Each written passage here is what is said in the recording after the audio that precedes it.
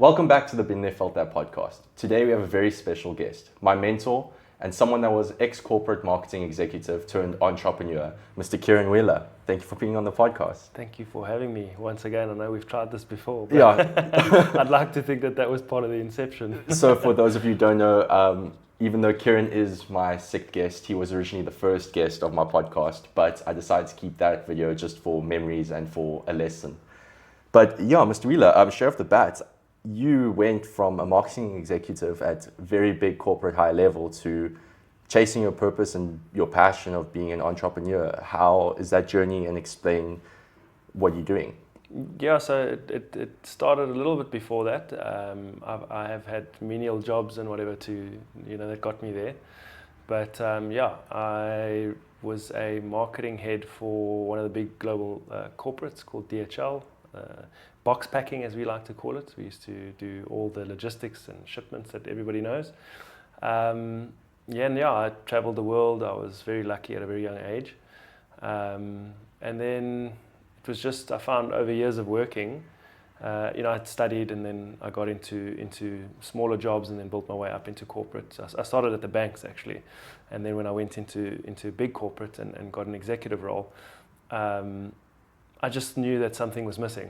So I've always been someone who doesn't really like rules, although I like to operate according to what is good and bad. I did sort of found myself in a position where you're doing KPIs and you're having to deal with people in a very rigid and structured environment. I used to feel like we could not actually get anything done. So I felt very restricted in my role, even though I had a big role and it was all nice to have a name tag and get a good paycheck every month. But I just felt like there's no ways that I'm going to be able to sustain this for my life. And I was already, I think I left corporate at about 27, so I was still really young. But then an opportunity came up. I'd always been really invested in marketing, but it actually happened chance. The Knysna fire happened. I don't know if people remember that, but Knysna and George burnt down a couple of years ago. I think it was around 2016. And I had a big portfolio within the business that I had to take care of, one of which was citizenship, which is corporate social responsibility. And as part of the relief effort, DHL got involved in relieving the Knysna fires, and I was the central command for the entire country. And I had to send tons of relief aid, and we actually ended up flooding Knysna. But what I realized throughout that process was, I'm a corporate marketing executive, and here I'm sending shipments to put out fires in Knysna, which is a noble thing, but I wasn't necessarily becoming a better marketer. I wasn't becoming a better executive.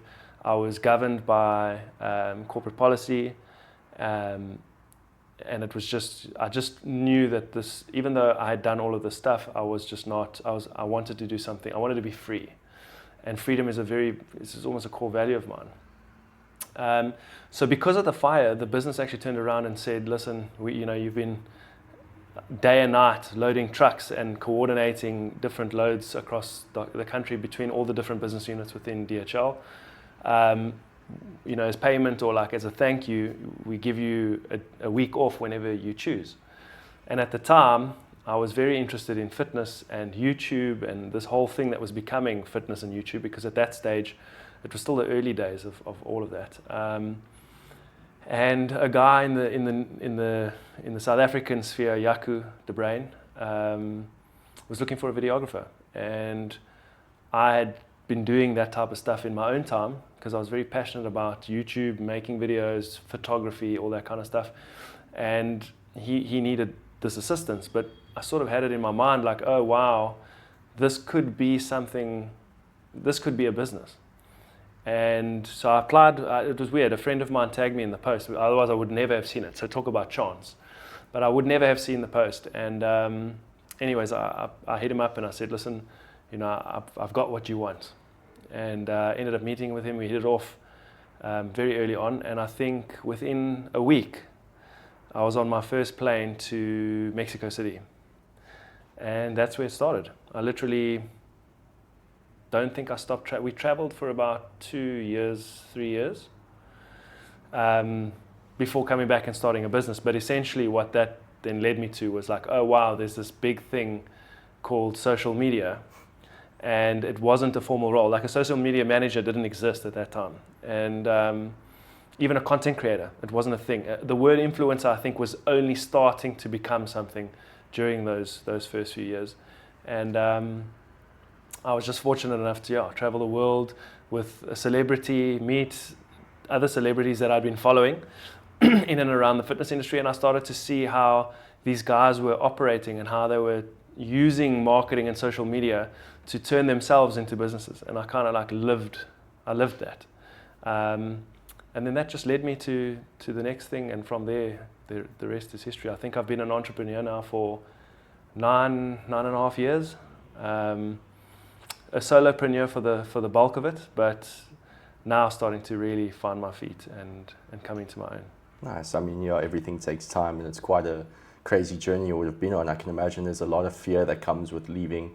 Like you said, you got a good paycheck and things were stable, but the fear of moving from stability to chasing something greater for yourself and something you want to involve in. How did you manage with those, if there was any? What, like the change, or like knowing that you don't just have a paycheck week in, week out, that you kind of have to hunt for your own? Yeah, so look, I mean, I think, hindsight is a perfect science, and, at that time, the weird thing about not knowing anything is you don't know that you don't know anything. So I literally had the balls or the arrogance or the ignorance to do it, and I think I just acted on the feeling that I thought I knew. I knew that I didn't like being restricted. I knew that if I took control of something and I had control of how I structured my work and how I got involved and the channels that we chose to market and how we chose to do things, the flexibility that I would give myself, I thought like, okay, I would make it work no matter what. I was also very lucky that they paid me a lot of money I got paid out quite a bit of money, and that's what we used to start like my first studio and to really like give myself the runway that I needed to go out on my own. So it wasn't just a happen chance thing. The opportunity came, it was in front of me, I had to act fast, and I took the bull by the horns. It was scary. At the time I had just got married, and when you sort of intend your future to go one way and then you throw a bit of instability into the mix, it doesn't really go down well at home. So I had to contend with a few things. I didn't have my daughter at that point, but it was a new big bad world. But at the same time, I was taking a leap into, like Yaku had over 4 million followers. We were being flown around the world by these companies. They were giving me some piecemeal work. So like I was getting some marketing jobs in and around just to support the brands. So they were helping me, we were helping each other out. So I don't think it was too scary at the time. If anything, it got more scary over time when things didn't work out and I had to really like find my feet. And when I came into financial, wouldn't say difficulty, but a financial squeeze, as we all know, things get more expensive. And with the content game as an example, it's become a lot easier for people to film and create photos, and everybody can be a great photographer. And now we have AI. So essentially my pie started to shrink. And then, there were other things within the business that ended up teaching me lessons that were valuable, but I had no anticipation of that going into it. And I think I just jumped head first. And I think, at the end of the day, if you're forced to swim, you will.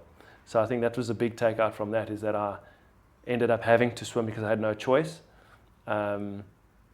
But I'm also grateful for the lessons that I learned. Of course, and they say like there is no courage without risk. The word courage doesn't exist without the word risk, because how can you be courageous if you don't take a leap of faith or take a big leap for a reward that's a possibility but not guaranteed? And you said it all started in your late 20s. A big question to now and then is, what did success look like to you in your 20s compared to now? Like, has there been a significant change or a different perspective on it? Yeah, I think there's been constant change. I think now looking back, I'm closer to 40 than I am 30.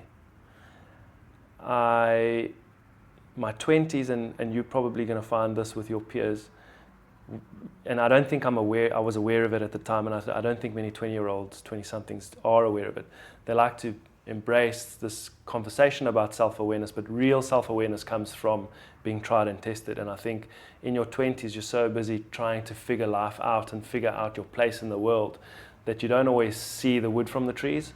So experience has taught me how I was, or how to look back at myself and understand how I was and the things that I missed, because you don't know what you don't know. Yeah, and I think looking back, I appreciate the type of person that I was because it got me to where I am now. But have I grown? Absolutely. Life has thrown a multitude of things my way. Some of them, obviously my fault. Others, just by luck or a lack of luck. But at the end of the day, you will always go to where you need to be. And it's your choice whether to take the lesson or to let life beat you. And I'm just someone who, I can't fathom failing, even though failing you become very good at. So like I've become good at failing. And funny enough, your father has taught me to fail fast rather than slow. And I think I could have used that advice in my 20s. But I think, if you don't try, you'll never know. And I was just someone who was not going to be governed by corporate policy and rules and regulations. I would rather die on my sword trying to know that I put myself out there to make something happen for myself. Yeah, so you are saying that success is more of, in your younger years, it was okay with being a little bit of stagnant and chasing a different reality to what actual success is to you now, that it's you'd rather live a purposeful life in your way than having to live it for someone else and do things at a beck and call that doesn't align with your values, beliefs, core morals. Sure. I think, my 20s, it's again, you don't know what you don't know. So in my 20s, I would never have seen in terms of success, it was always based on external factors. And I think getting older, you start to learn about what you really want. And, in today's age, everybody's talking about self-help and do this and ice baths and saunas. But is that fundamentally, even though it's good for you, it might be good for some people, it might not be good for others because of the way they operate or whatever. But at the end of the day, are you doing something that is aligned with what you appreciate and value? And I think the first step is to figure out, and your dad taught me this again, because he's my mentor, funny, and this is like a chain of mentorship. But what do you truly value, and then work from there. Whatever you do after that needs to be aligned to that. And if it isn't, you'll always feel friction in your life. You'll feel like something's lacking. And I feel like I avoided being in a position where, yes, I might have earned a lot of money, but I wouldn't have learned the lessons that I've learned. I wouldn't have met the people I've met. I wouldn't have the life that I have today. And although it's really tough, I wouldn't choose anything else, because waking up and having something to fight for is more meaningful to me than driving at the time 105 k's a day in a nice fancy Jeep with all the bells and whistles, but I'm sitting in a big beast withering away because I can't apply myself mentally because I'm governed by structure. There's corporate politics, there's departmental issues, you just cannot move. So it's like you just literally exist to get a check, and what you do makes no impact. And I think, and another thing as youngsters always I want to make a big impact. It's like, no, you learn your lessons and you'll make impact by those lessons. Once they humble you and teach you about life, you can then have an educated decision as to what is aligned with you, like in terms of what you do and how you live, and whether you actually want that or not. And then you can sort of apply yourself to a greater purpose and achieve the things that fulfill your values or your life's mission. I like what you said though, because a lot of people with the whole self-help, and I'm victim and guilty of it too, you try so many things that people that are not psychologists but are just putting out help that work for them may not necessarily work for you. Like waking up at 5, journaling, the ice baths, running. Everyone has their own kind of method or way that they deal with their problems or deal with how they have to give themselves time to grow and think and go into it. Along that side though, what do you find like habits and routines that you place in that have changed over the years, that solidified who you are as a person and led to the growth that you had to learn? I know that experiences often do teach us those lessons, and life will keep throwing the same lessons until you learn them. But what habits did you induct that made you overall enjoy your own company or enjoy life and look at it a bit brighter and grow more towards who you want to be? So firstly, I don't think there's a start and end to that. So like I will always learn and grow going forward, and it's almost a continuum, and those lessons become evident over time. It's not something that just starts and ends. So I've always been someone who wanted more out of life, but I haven't always pursued the right habits. And I think one of the things that becomes central to anybody achieving anything is discipline. Discipline is probably the one thing that I've had to pursue or practice the most, because it's the fundamental reason you achieve anything, because without discipline you're never going to be consistent enough to keep doing something until it works, and also not to give up too soon. So yeah, I think discipline is probably the biggest thing that I've had to apply, and that comes through, waking up every day, figuring out, do I want to train later? Do I want to train? Why do you want to be healthy? My reasons for training in my 20s is very different to my reasons for training in my 30s. That in itself carries meaning and weight, although it's the same sort of activity, and therein has its own differences. I could do the bro split, for the first 3 years, and then now I want to do CrossFit, and then I want to do this. So it's like finding your feet in terms of like what health means to you, and what habits you want to pursue and why you want to pursue them. But in a nutshell, I chose to structure my life in a way that moves me in a direction that I want to be.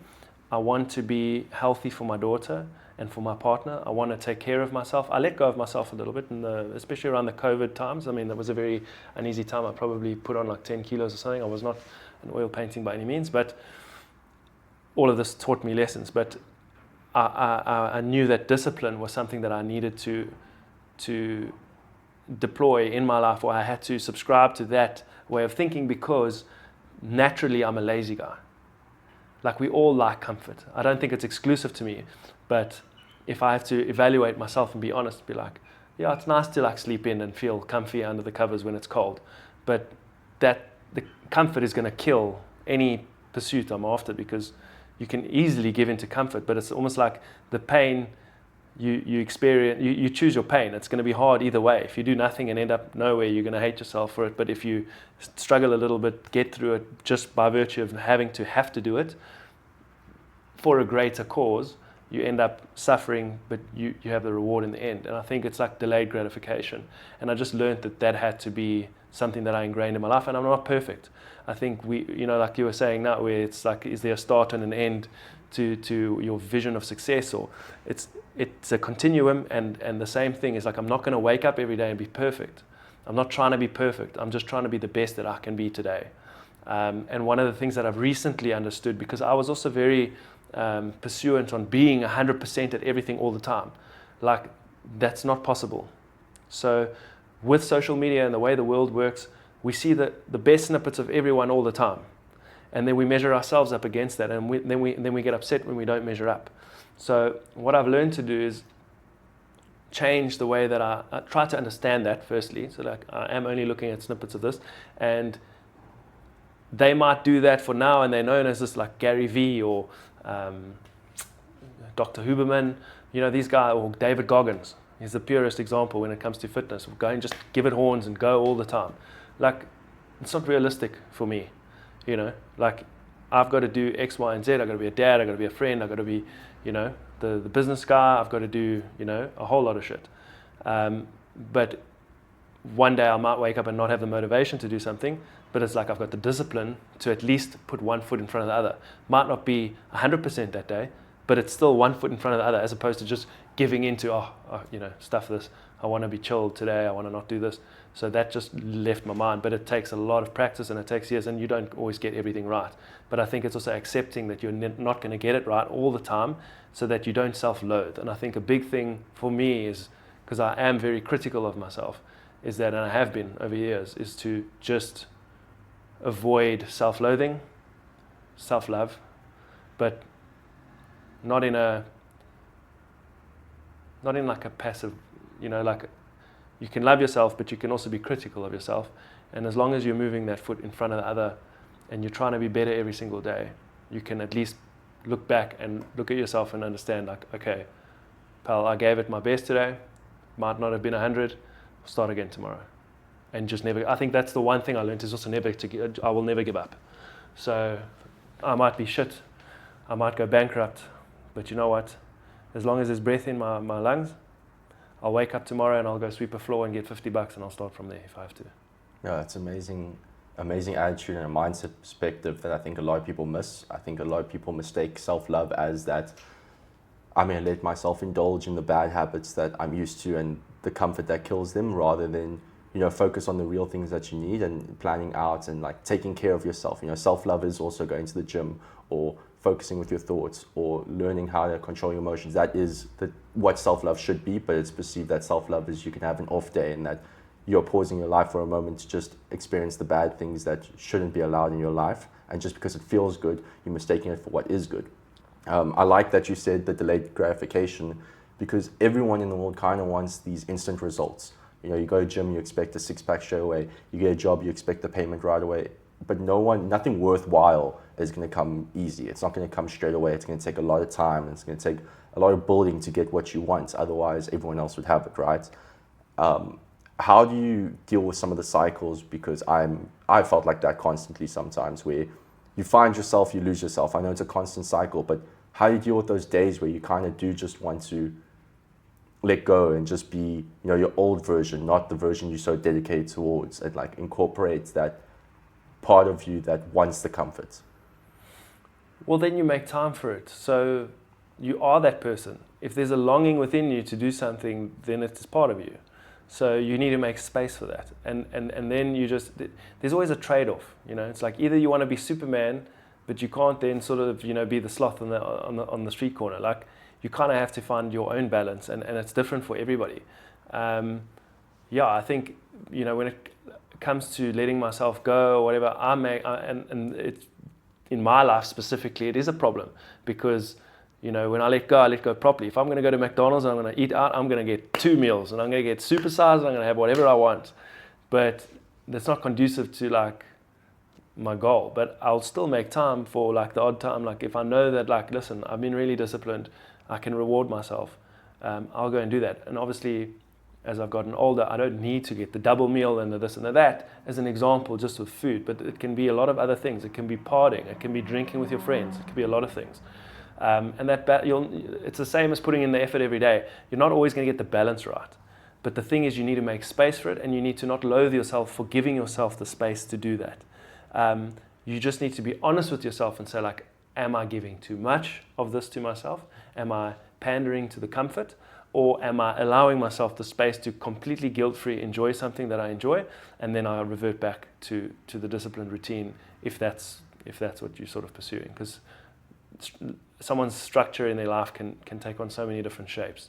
There's no one size fits all. I can only speak in terms of my own learnings and within my own life, but yeah. No, it's a great, excellent point. I mean, making time for something you at least dedicated time to, that's how it's going to make you feel. That's the moment or the day you're going to give that to, instead of doing it and then feeling guilty. I think a lot of people get eaten up by the guilt. Like, they give themselves the grace to do the indulgence, but then when they're doing the indulgence, they don't give themselves the grace of thinking, you kind of deserve this. It's more of a hard judgmental part on ourselves, where it's like, you shouldn't be doing this because it's wrong.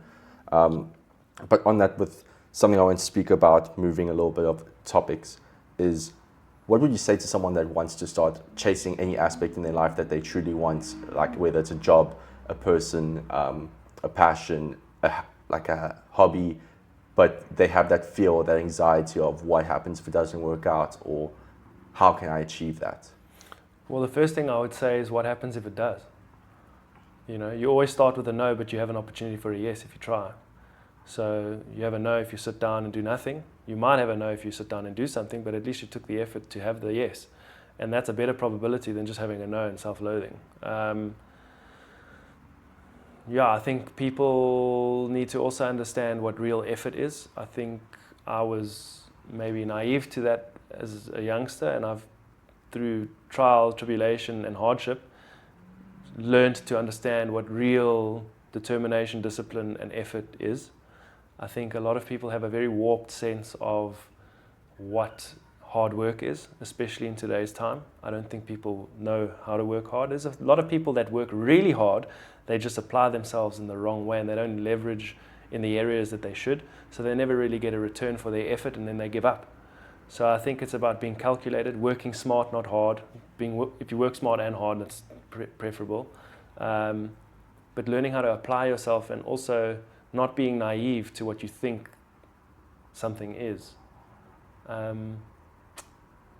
If someone wants to take a leap, as an example, someone wants to start a business because they're passionate about collecting stamps. They're so focused on the stamps that they forget the fundamentals of what a business needs to run.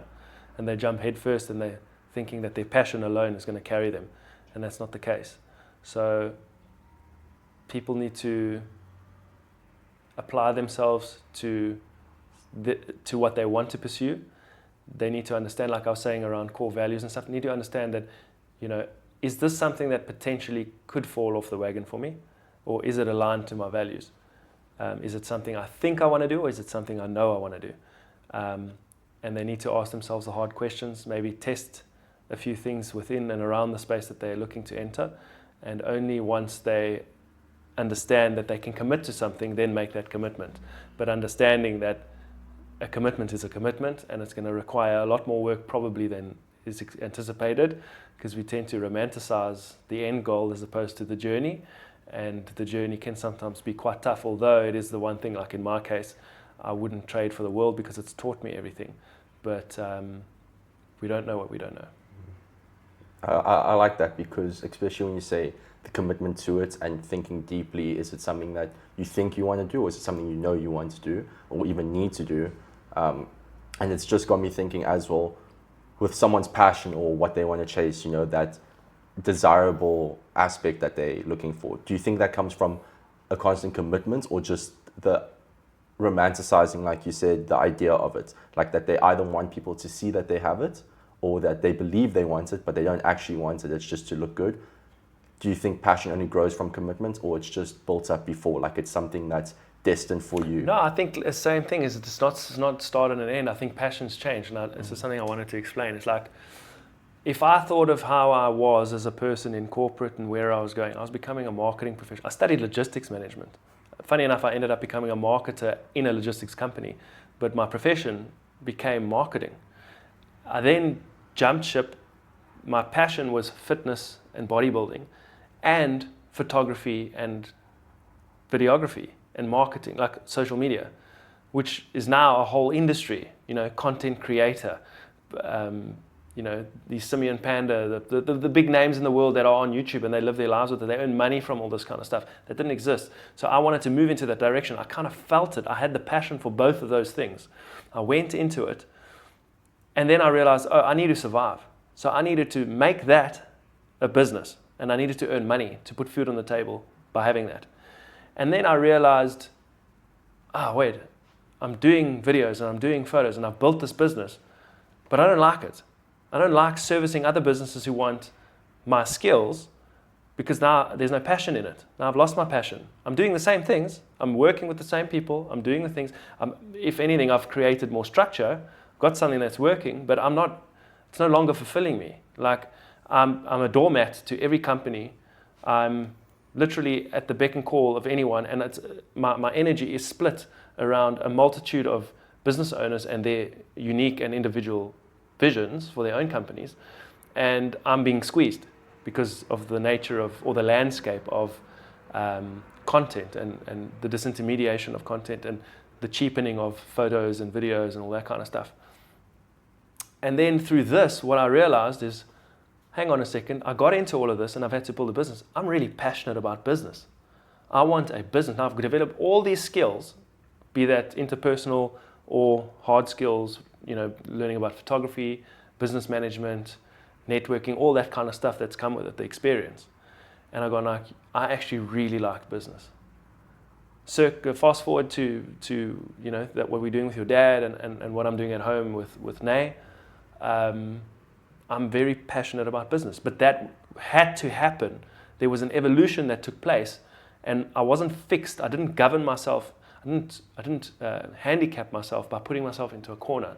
I said, okay, these things morphed and evolved, and I saw how I was as a person, and that daily flow of movement took me into a place where I was like, I can be a jack of all trades, and I can try to master all of them, because ultimately these businesses require me, if you run and own a business, you are responsible for every aspect of the business. So I moved out of being this marketing or this photographer or this videographer, and now I could really go and say, like, I understand all the lingo attached to all those areas, but what I really like is the symphony. And when that symphony comes together and it does really well, and the bottom line grows, and people are happy when you service them with whatever, be that a service, be that a successful course where they've gained a new view on themselves, or a perspective of their environment or the people they work with, and they really get value out of that. That like brings me joy. And I had to build all of these things like with your dad so that people could get the joy out of that. And then with the studio and with all the B2B stuff that we're doing, it's like I got to put all these systems in play, and then I switched them on and they worked. I used my photography, I used my graphic design, I used my web design, I used my business management, I used my corporate, because we're doing SOPs and stuff and building the foundation of the business. I enjoy every aspect of business, but I enjoy business and I want a business to do well. So it's all led to this, but I would never have known that. If you had asked me when I left corporate, I wouldn't have given you this answer because I wouldn't have had the perspective that I have now. Of course. And I like what you said, because I do agree with you that passion is always changing, constantly changing. I think there is a difference between purpose and passion. You know, your passions lead you to your purpose. You know, for me, at least currently now, because that can change over time, I feel like my purpose is to serve others, hence wanting to do marketing and doing the web development to help people grow their business, to the podcast to try and give advice and experience and stories to hopefully inspire change through guests. I've always found that, but it took a lot of passion of trying to be a better person and trying to help others be a better person to make me realize this is what I want. And I don't know your thoughts on that passion and purpose, the difference you may think or your perspective on it. So I don't really think you need to have a purpose.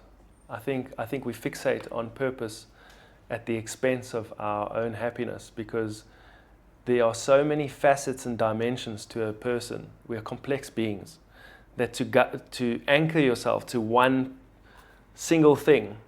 There are people that do. Michael Phelps had to become an Olympian, and his purpose had to be the fastest swimmer in the world for a very long time in his life. But look at what that did to him as a person when he couldn't be that anymore, or he couldn't deal with it anymore. So you don't want to anchor yourself in the same thing, giving yourself a cage.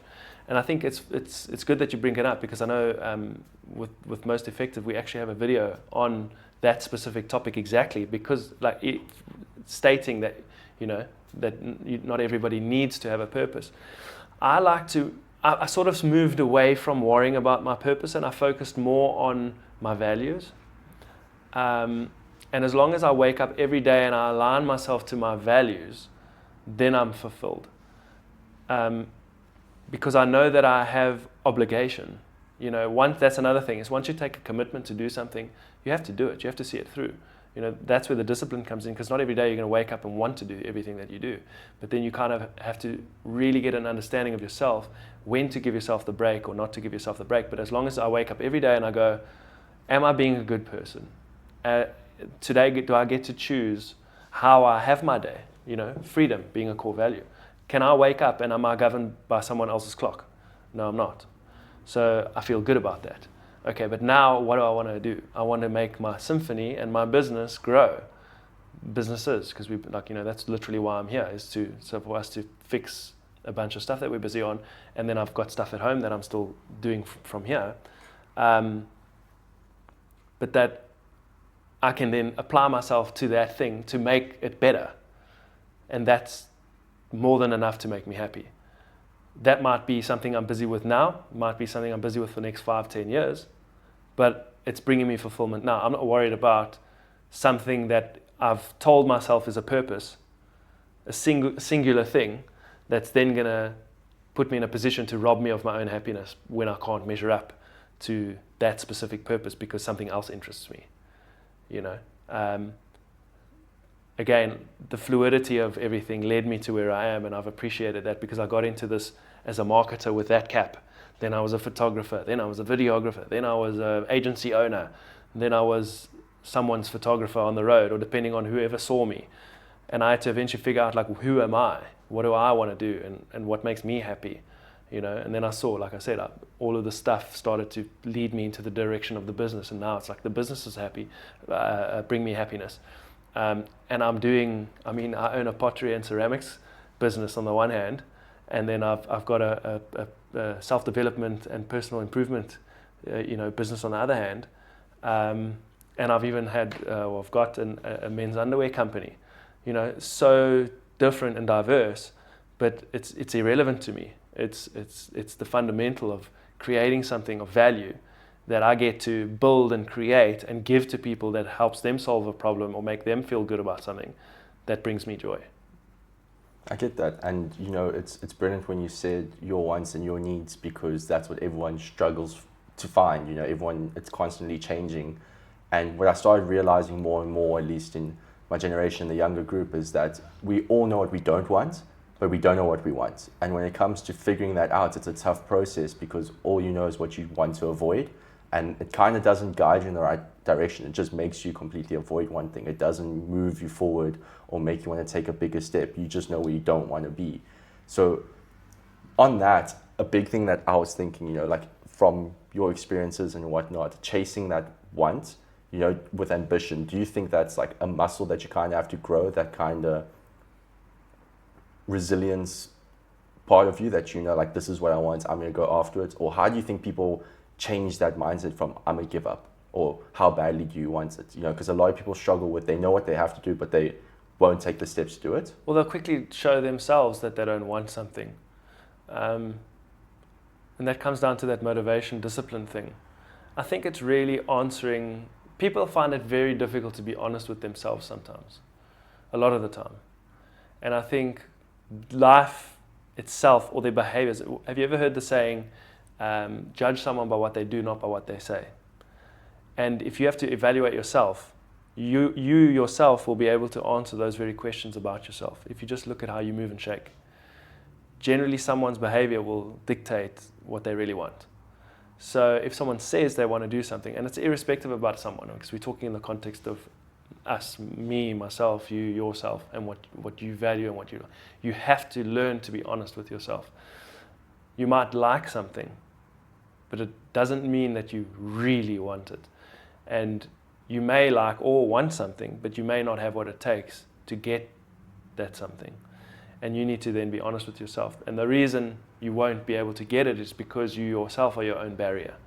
And if you get in your way and you're not capable of getting out of your way, you'll never get it. And you just need to be honest and say to yourself, I don't really want it that bad for me to put in. The juice is just not worth the squeeze.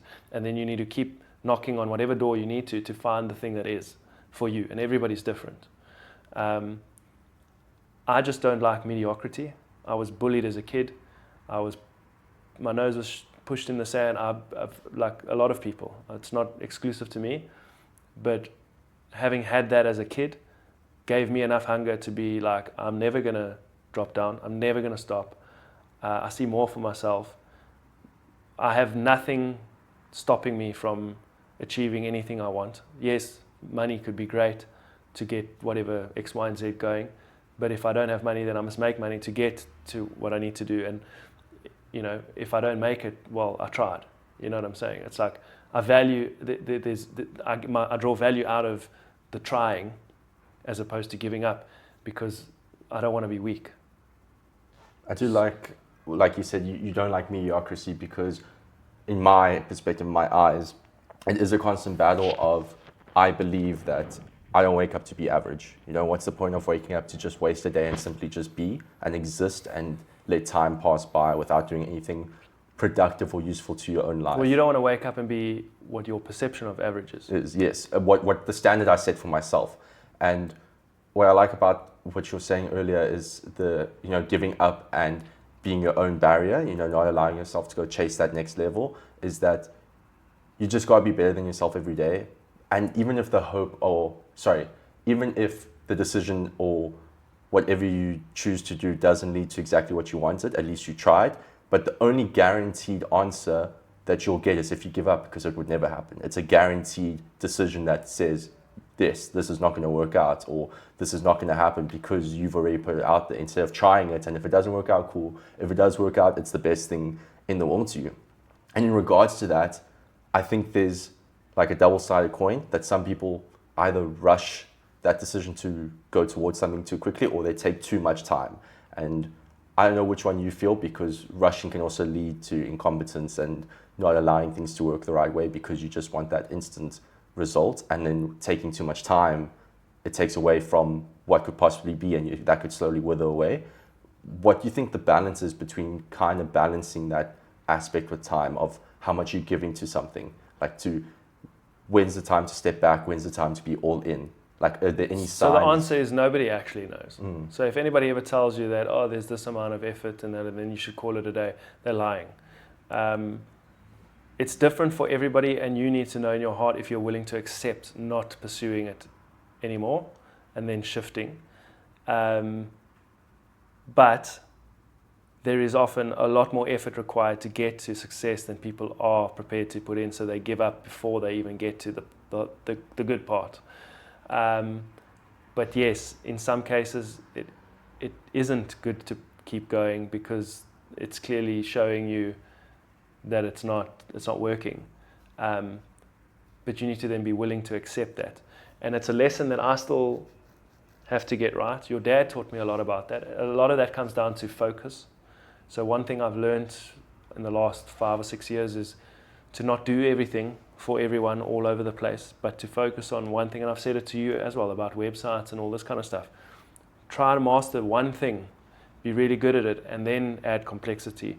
Where I used to add all the bells and whistles off the top, where it come to my pricing packages, what services I offer, and then you spread yourself thin. So I've recently really started to understand that the most successful people really narrowed down and did really well at one thing and pursued that, and they took a calculated guess to keep pursuing it even when it was hard, because they believed in it and they saw it. And I think those glasses only really get given to you through experience. So you might find you've pursued something and you go, I don't want to give up now because I have to keep pushing here. And then a year passes, or you waste the time, you waste the energy, waste the effort, until you literally have nothing more, and you go, I should have cashed this in a year ago, but I was stupid and I pursued it.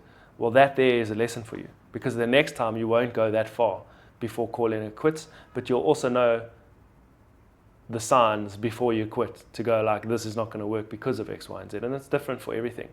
I've had an example in my life.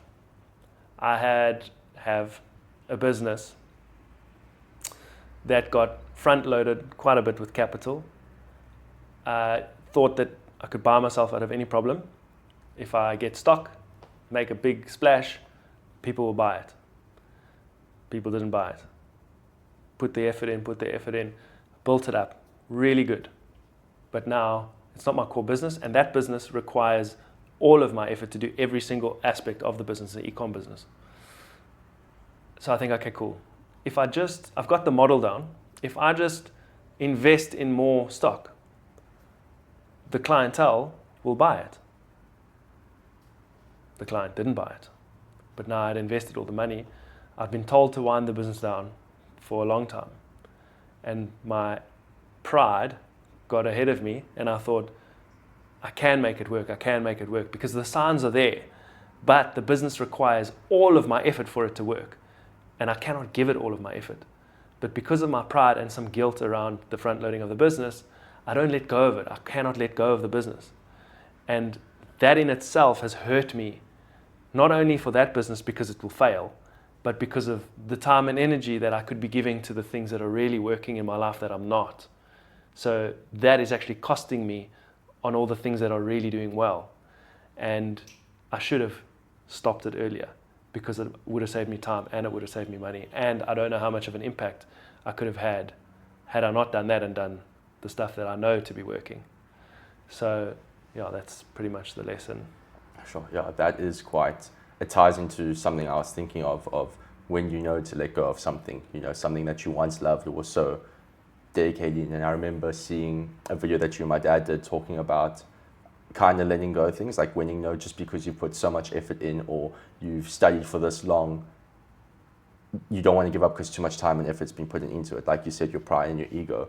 And now that you know the signs, I think it's very important. I don't think a lot of people pick up on the signs. They kind of think of always hope for. I mean, you get two levels. You get the optimist and you get the pessimist. One that thinks that they'll make the most of it, and one that's like, this is eating up my life. And then you get the realist. And then you get the realist, yeah. So there's a good perspective of, sometimes the effort you're putting into something is either going to require too much, where that effort has to be divided into the other aspects of your life, or it's something you have to let go, and then all your effort goes back to the other parts that are actually bringing you something, not just business-wise, in all aspects. I think in reality, I mean, you could be giving time and effort to one person and neglecting another, or you could be neglecting family for a partner, or neglecting family for a friend, and then you lose friends because now you're with your partner. So I think it is a balance of all of that, which brings me thinking, because you love business and you're so disciplined. I know you're an early riser, you're committed, you stick to a good routine and you focus. Let me start like this, do you even believe in work-life balance? I don't believe in work-life balance. I think work-life balance, if someone is adamantly saying that they need to have a work-life balance, they're never going to amount to anything.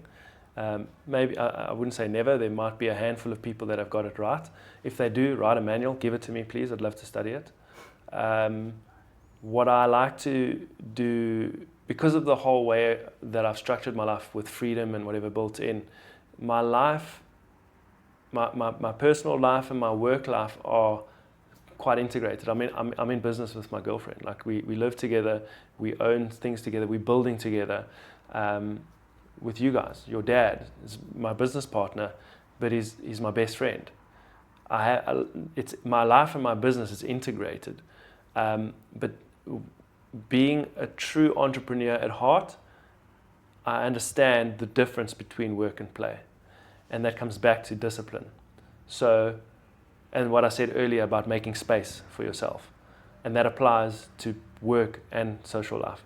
So I'm not separate from my work. I am the same at work as I am at home, but I understand that I need to give back to myself. That's why when we come, we'll have a party.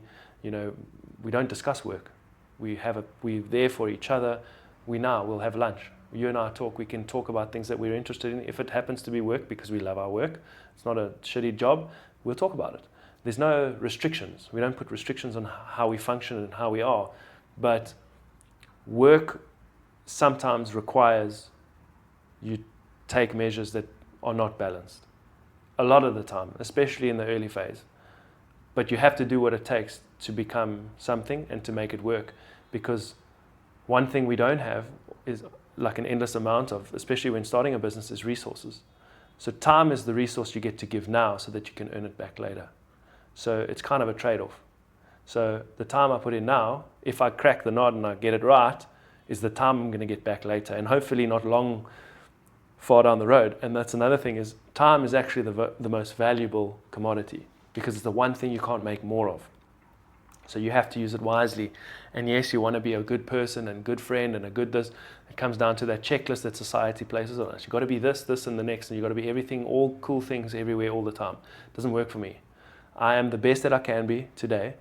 I have values, a set of values. I have a set of people in my life that I value, and I try to be the best person I can be to them, to my job, to myself, my child, and I try to give of myself in a way that helps, and as long as I'm doing that, I'm happy. And in some instances, like arriving in Dubai, you could tell I was a little bit stressed.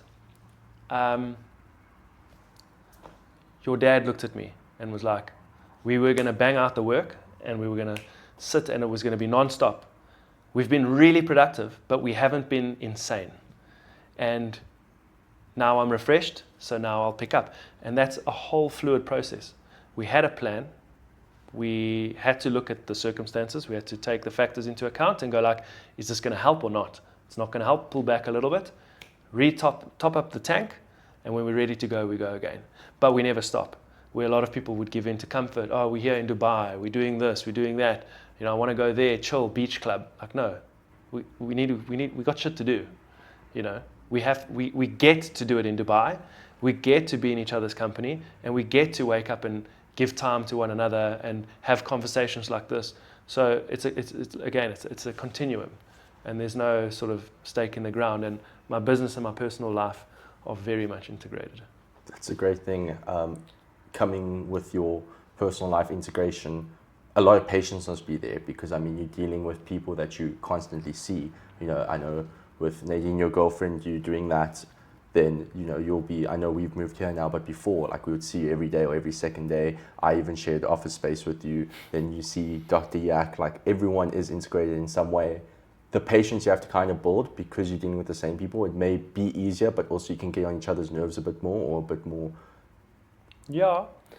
The nice thing is, so an example with Nay and myself, our skills are totally complementary. So she's very in the business and I'm very on the business. So she'll go in, she manages the day-to-day operation because pottery and ceramics is quite a skilled thing. It's almost like a science. You know, with these big kilns, they got to be fired at a specific temperature depending on the clay. Humidity plays a role. Power failures play a role. So there's a whole dance that goes on there that I want nothing to do with. I then manage all the systems, all the SOPs, all the payroll, all the staff, all that kind of stuff. And she doesn't interfere with that. She trusts me totally. So we play a complementary role. Your dad and I overlap with skills, but we have like this respective hierarchy between us where I trust him and his strategic thinking. We strategize together and then I implement. And then things will knock on his interest and he will then look at that without bothering me. So we're very aware of it. But again, your dad is the first business partner I've ever had where we have that flow. He understands the fundamental structure of a business. He comes from corporate. So we speak the same language. We're essentially the same type of person. And that's what allows us to operate like that. We also care about one another. So we have the respect and the honesty between us to know. Like he tells me, he's like, we need to get this done. He doesn't hold back. He doesn't go like, he's like, Ciaran, this is shit. Or that's, you know, like we just open, honest. We know we value each other. We don't step on each other's toes. We should respect what each other has to say about an opinion of things. I've had to give in to certain opinions that your dad has about things where I disagreed, and vice versa. And it just comes down to respect. And as long as you leave ego at the door, you'll be okay. But often when money's involved, an ego is very difficult to leave unchecked. So I like the perspective you're saying, because actually it's also the connection that does matter. You know, one thing I recently was watching on another podcast, I can't remember whose it was either Chris Williams and Jay Shetty, the usual suspects for me, was that with connections, you know, you can't have people that just say what you want to hear. And we had this discussion earlier.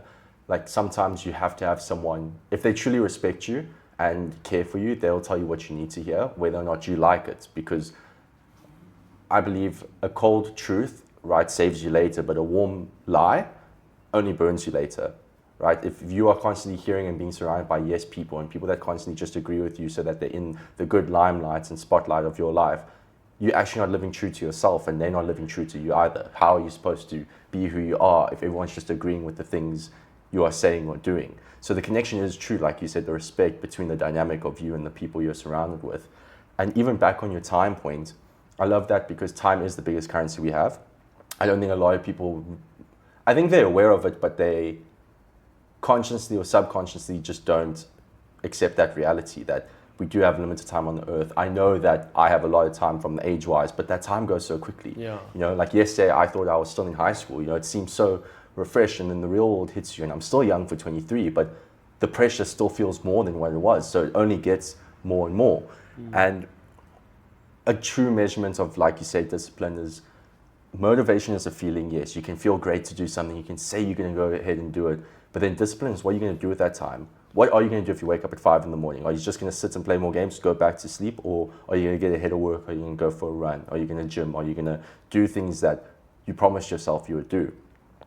On that, I was thinking, you know, with the younger generation, and, you know, I hear that it's a lot more less partying and a lot more working, you know, because I think we have that availability to us, that we're learning more from our peers and the people above and all the influences we follow.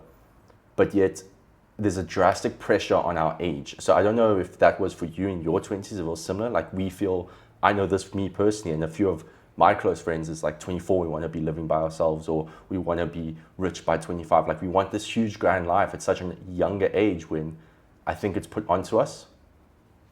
I had a lot of pressure at your age, and the world felt exactly the same. I think it's something that is synonymous with being 20-something and figuring yourself out. The world is the same for the next generation, will be the same, will be the one after that.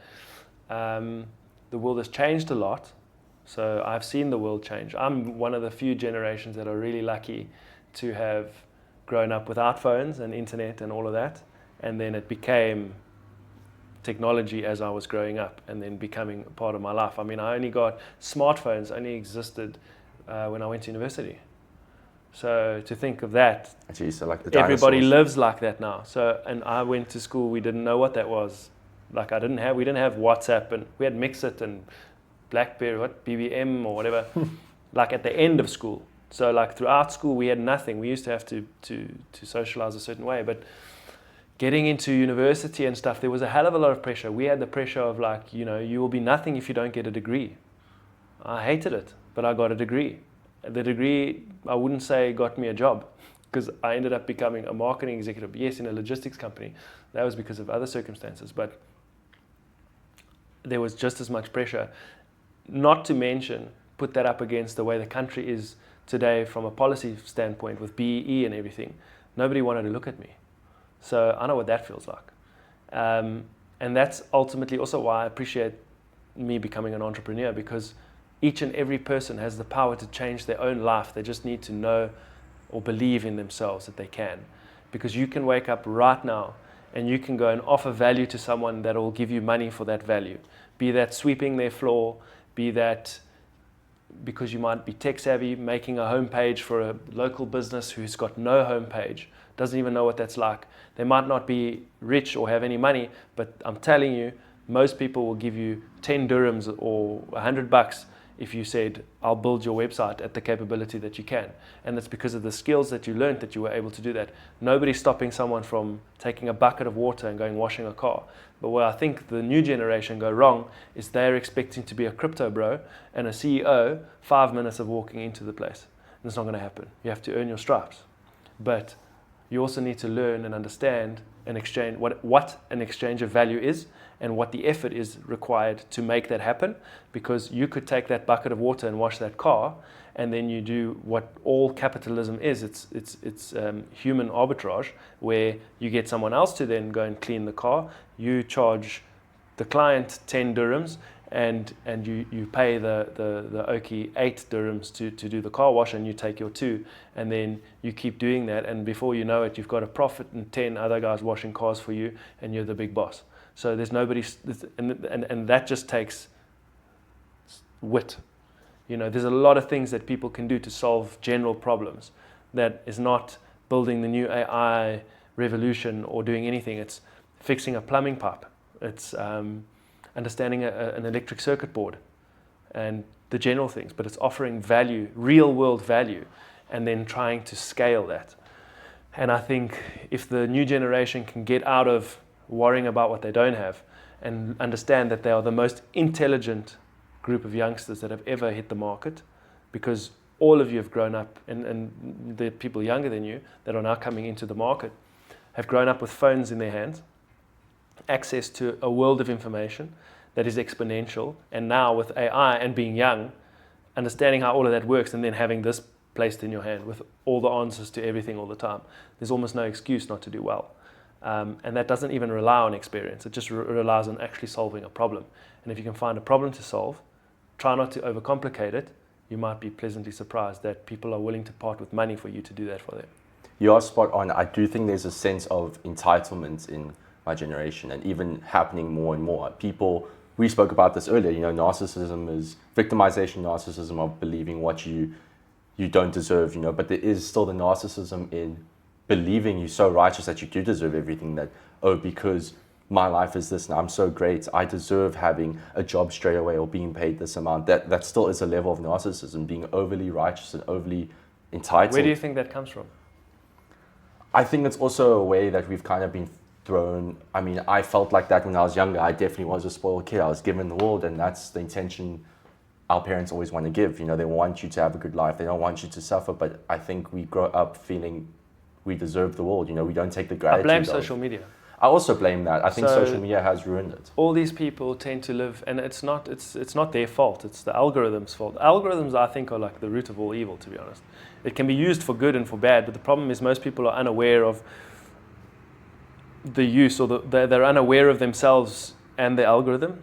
If you're intentional about using an algorithm to your advantage, you can find it to be a very good learning tool at serving you things that are relevant to a specific interest or a specific direction you're trying to go in. But I think with narcissism, I do believe that the world is becoming more narcissistic because everybody is their own little superhero, because they live in an echo chamber, which is not healthy for us. But the majority of people are not aware, they're oblivious to themselves in that ecosystem, which is sad. But it doesn't excuse people from poor behavior and bad actors. But I think people need to get their head out of their arse, because if they don't, life will teach them a very, very big lesson. And that, I see it a lot with these entitled Ciarans running around and keyboard warriors and all that kind of stuff. It's never going to change. But I don't know if you've noticed, but there seems to be this big resurgence of like anti-wokeism. And it's because people have had enough of that shit. So people can be entitled, walk in here, expect, oh, I'm the greatest. Why don't I get a job? And poor me, I'm a victim and I'm a this. No, you're not. And if you keep saying that, it's going to come true. But if you become accountable to your own bullshit, and you have that honest, like I said, an honest conversation with yourself, you understand what you truly value, and understand that the world is not fair and it doesn't owe you anything, then you stop feeling sorry for yourself, go out there, find a problem to solve and solve it. And if you don't, well, then you'll get whatever's coming to you, because the world and life will teach you those lessons without anyone else's input. Would you say as well it comes down to some sort of narrative? Because I believe, you know, the narratives we tell ourselves, the stories of our past, our present, and what we want in the future decorates the wall of our brain. Do you think a change of narrative of realizing, hey, I feel this way, or I feel I deserve this, but why do I feel like that? Is it because of like finding the roots and the story you gotta tell? Let's say, I'll use a great example, you know, obviously our robbery back in July last year.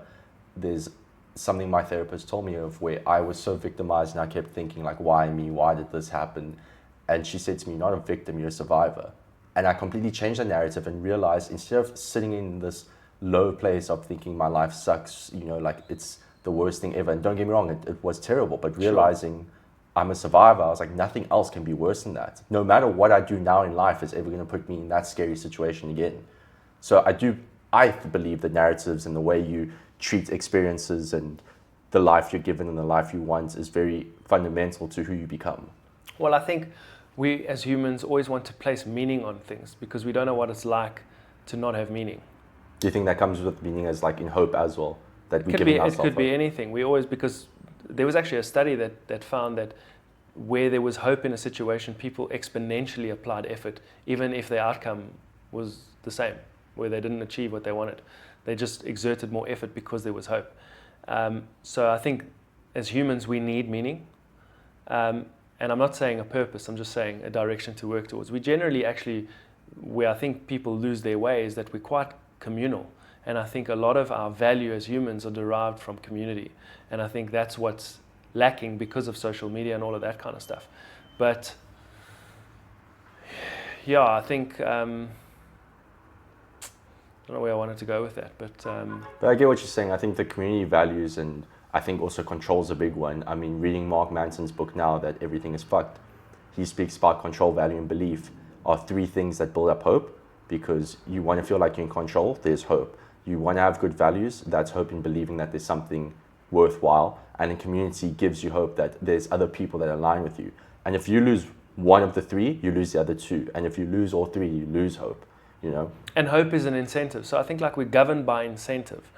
I think the problem with that is that in the current world, people are not incentivized enough, or the incentive isn't good enough for the effort. Which is sad, because at the end of the day, if they don't get moving, if people don't get moving, they're going to be right where they are, and they're going to be more unhappy. So it's almost like people need to lower their expectations a little bit. I think perhaps more so for the newer generation, because like I said, people don't understand what hard work is. And like in your instance, you're 23, you haven't got enough life experience to know what real shit. I mean, your experience with the house breaking, and that's real experience. Now you know what that feels like. But in terms of like starting a business, failing, and being broke, like you haven't had that experience. Being married, getting divorced, you haven't had that experience.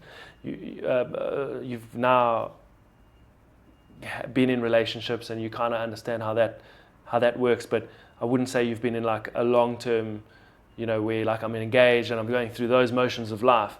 And only until you get there will you know what it looks like and what it feels like. And if it goes wrong, what that looks and feels like. And that'll then give you perspective to like go, oh shit, this is what I did, that's how it felt, do I like this? And then you'll build your own incentive as to the direction you want to take because of the reward that you'll get should you adjust your behavior based on the experience you had. It's a bit technical, but like I think people need to adjust their expectations, and I think they need to find more meaning in more simple things, or have a cup of concrete and harden the fuck up, and not be a victim, and also be a little bit more self-aware. I think the one thing that irritates the crap out of me is when you're in a conversation with someone and they tend to say, I, this, me, I'm great, I, and they just never click out of that, like, maybe I should ask the person how they're feeling, or maybe it's not about me, like what can I learn from this person? And I think that narcissism or that whatever people should be a little bit more self-aware. And I think if they are self-aware and they look at it in the way that I'm saying, they might find that they learn a lot more from the person sitting across from them than they could ever learn by bragging or talking about themselves or about the things that they lack in their life. So I think people just need to shift their focus. That's great. On that, you are right, because people revolve themselves, or they make the world revolve around them, right? They think that they're the center and peak of life. But a humbling reality I had to come to as well, that everyone should, is that we are only the center of our own experiences. The things we've witnessed, that's all we are the center of. It doesn't mean that I'm the center of your experiences. And like you're right, to learn from you is the most important value. You don't know it all. No one knows everything. I can learn from you. Yeah, the smartest person in the room isn't the one that comes off as a know-it-all. It's the person that's willing to continue learning. The one that's always curious to know how can they be better, how can this happen, how can they just improve in areas of their lives. And then the whole point of the experience part is it takes me back to a conversation we had with someone here, and he was kidnapped and whatnot, and I could relate to him, that sense of relatability to being in a situation, something like that. He told me the therapy didn't work for him. And it had me thinking, therapy, I think people mistake, and this isn't just normal therapist advice, let's put it that way. It's not someone telling you how to do something. And the biggest pet peeve I have is someone saying, I understand it, when you don't. You can't understand if you haven't been in that situation or something remotely similar. But what people do with those things is try and give you the tools and ideas of how to handle it. To help yourself. Yes, they're trying to give you ideas and ways of how you can come out that space or how to feel better. I think people take everything almost too personally because you feel like you're the center. It's like, they have expectation. They expect someone to have a silver bullet to solve their problem. They don't realize that in most cases, you are the person that is going to free yourself. Be that a mental issue or a trauma or whatever. Nobody else is responsible for your trauma. That's another thing, is when people make excuses for people behaving badly because of traumas. Bullshit. You need to be accountable to your behavior. Yes, we can have compassion for you. I don't want to have empathy for you because I don't want to feel your pain. You don't go to the doctor and ask him to feel how sick you are. He has compassion to tell you what the problem is, to fix it. But to try to have the least impact or negative impact on people around you, and try to enhance the positive impact that you have on people around you, and just be accountable. I think the world lacks accountability. I think that's a big thing. And we see that in leadership in our own country. We see that in leadership around the world. We see that within people and peers and groups and the way people are, like these little narcissists running around everywhere. People need to be accountable. But I feel like there's this resurgence, like I say, of this anti-wokeism where people are going to enforce accountability on bullshit and they're not going to take stuff anymore. And I love it. I think there is a reality to the world. And if you want to paint the sky blue and whatever and pink and call a bird a flying pig, eventually people are going to tell you, hey, listen, bro, your time has come and gone, get the fuck out of here. And life will teach you every lesson that you need to learn. That's, yeah, wow. It got me thinking, when you're saying painting this picture and, accountability. Mark Manson, Chris Williams, which I love that they said, which I don't think people want to accept, and it's ironic because it's what the very thing they speak about is self-development and growth. It's just us accepting to not lie to ourselves more. That we got to stop lying and realizing we are brilliant. our own problems.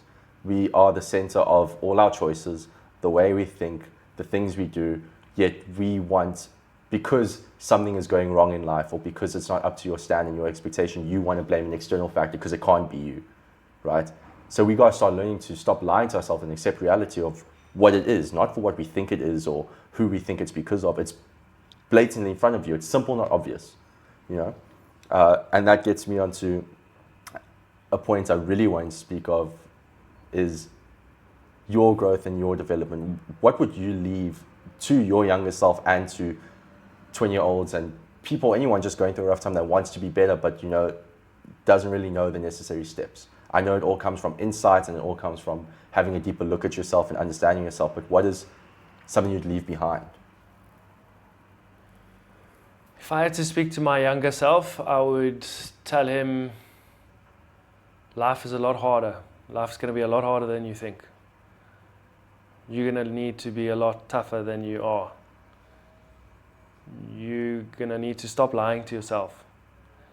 You need to stop doing things for other people's benefit at your expense. And apply yourself and learn more now because you're going to need it later. I live like that now, like I said, over that continuum. But if I had to distinctly give myself advice, that's probably what I would say. The world's tough and the world's changing. A lot of the stuff, knowing now, I would never have been able to even give myself advice because of AI. I didn't know what AI was when I was your age. Mm-hmm. It wasn't a thing. I didn't know there was going to be this, talk to a phone and it talks back like a person. Didn't exist. I don't even think Siri existed. It's one of those things that it's, the world is changing and I'm grateful. I think I was in the right place at the right time and I think I did everything I needed to do as it happened and I wouldn't take anything back because I needed to learn the lessons that I've learned and I've become a better person because of them and I would prefer not to have seen them coming. I get that.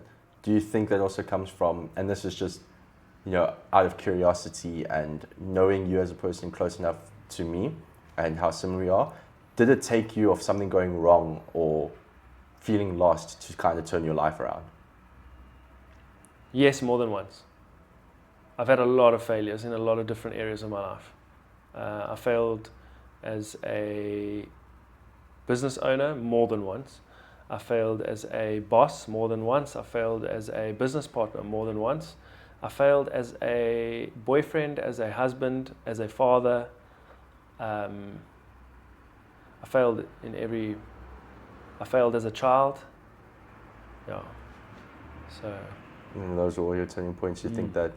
I think it's a hard thing. I think a lot of people end up feeling like that over moments when they feel lost. But I mean, there's something I like to think of, a quote or the story of this old lady and a man with salt. She gives him a glass of water, puts salt in it, asks him to sip it, and he says it's the worst thing in the world, and that's how he feels. Then she takes him to the lake and she says, now put salt in the lake. Now drink it. Can you taste the salt? He said, no. He said, that's the large aspect of life. Those moments feel so salty and so hectic and it feels so heavy. But in the broader schemes, it doesn't matter as much as it does throughout your entire life. It's those moments, we're not defined by them. So I think the feeling of that failure, nothing lasts forever. That feeling doesn't last forever, long as you're not being malicious in any way and trying to be a better person. I can guarantee from those, you realize what you had to be better in. You realize that it's not your whole life is bad. It's just those moments were bad. Well, in some of those instances, they fundamentally changed the trajectory and the direction of my life, which I could not have seen. I didn't get married to get divorced. I didn't start a business to go broke or to fail. I didn't have business partners to not have business partners and to not speak to any of them anymore, or not because in certain cases I don't want anything to do with them.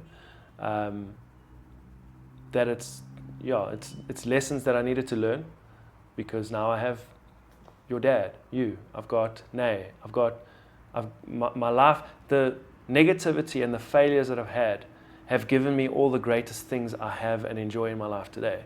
So I've learned to embrace failing, like your dad taught me, fail fast, but failure will be your biggest teacher and your biggest asset, because it gives you the benchmark to navigate going forward, and it gives you a set of glasses that you'll never put away. So my failure has helped me more in my life than success has ever helped. And I was lucky enough. I've had some successes, but I remember the failures more because they sting.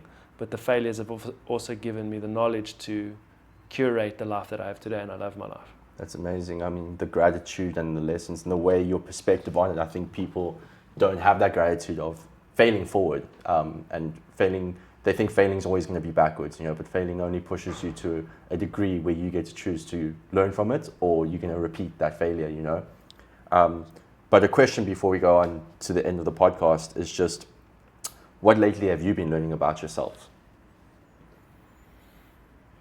Sure. Lately, I've just been trying to survive, so I haven't been too introspective.